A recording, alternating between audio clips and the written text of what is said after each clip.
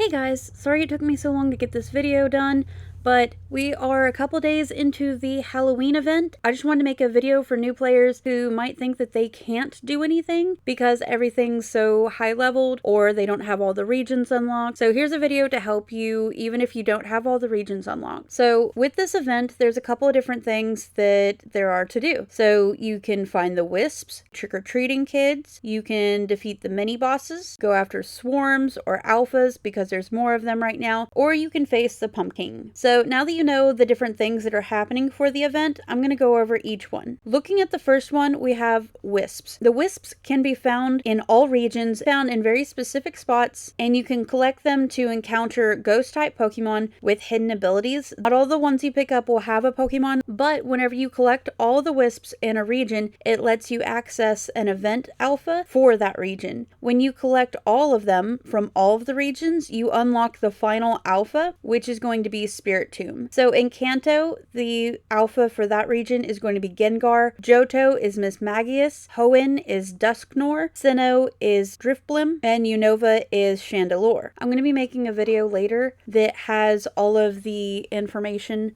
on where to find these Wisps.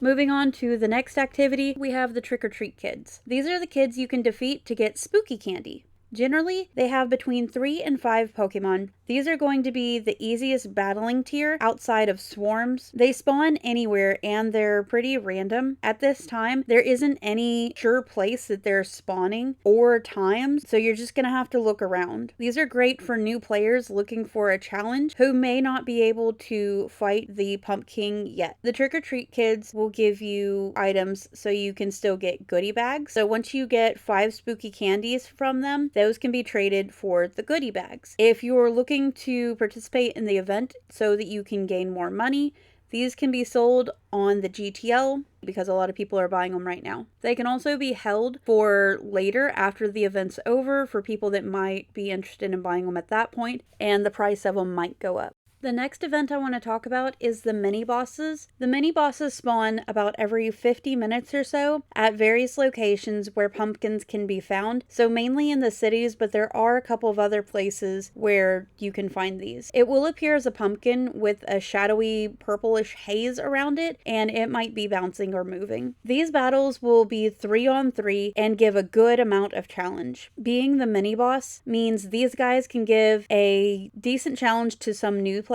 and players who might not have the best teams. Your best bet is going to be dark type moves as they do the most damage. The pump kids will be leveled around your level depending on what that is. From what I've seen, if your Pokemon are level 100, then their level is going to be around 80. So try to keep all of your Pokemon around the same level. If you do happen to have Pokemon around level 50 to 60, but then you have a couple of 100s, don't put those 100s in. Otherwise, it's going to have the pumpkin kids at level 80, even if you only have one level 100 in your team.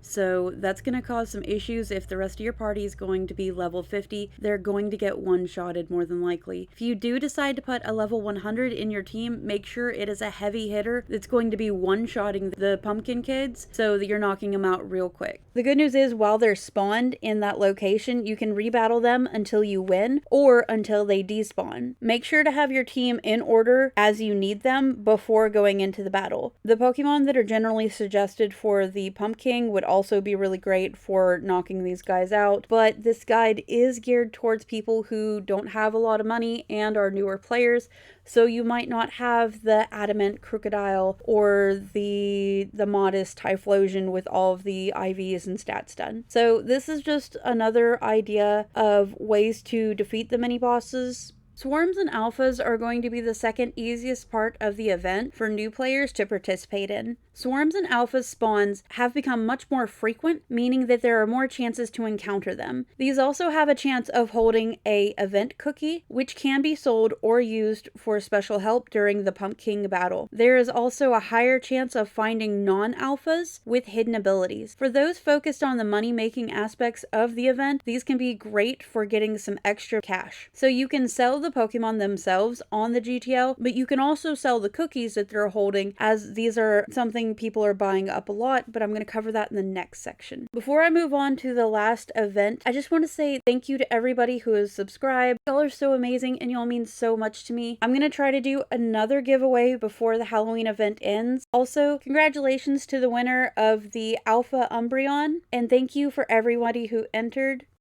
Alright, the last event topic we're going to cover is the Pumpking and the cookies. For now, I'm only really going to cover the normal mode of the Pumpking, but I will be working on covering the hard mode really soon. If your Pokemon are around level 50, the easy mode Pumpking is going to be around level 30. Some common builds that I have seen so far are the Adamant Crocodile with Assurance, Modest Natured Tideflosion with Eruption, and a Chandelure that is modest with Safeguard and Shadow Ball.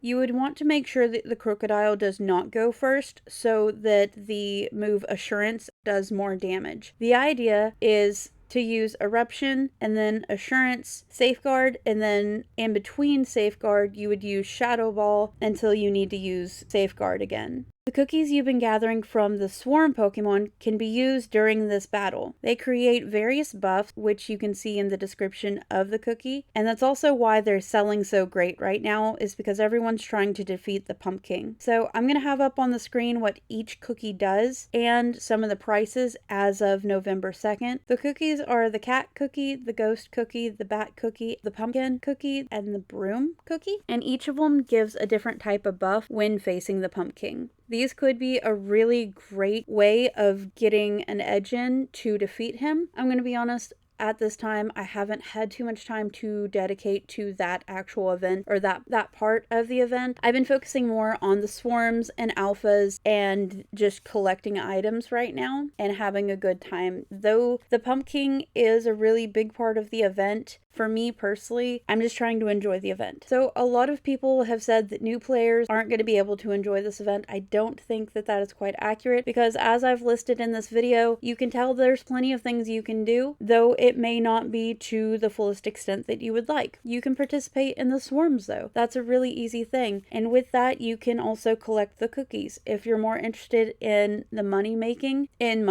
for the event, those cookies and those Pokemon can be flipped on the GTL. So there you go. There's also the trick-or-treating kids that you can battle, and if you happen to find one, you can fight the mini boss. So there's literally everything you can do if you're a new player. Sure, you might not have all of the regions unlocked, and it might not be day one that you find the mini boss, but you can still participate. If you have any questions or concerns, comment below and I will try to answer them as much as I can. Or if you know the answer to somebody's question down below, please, let's help each other out. Thank you again so much for showing up and just being here.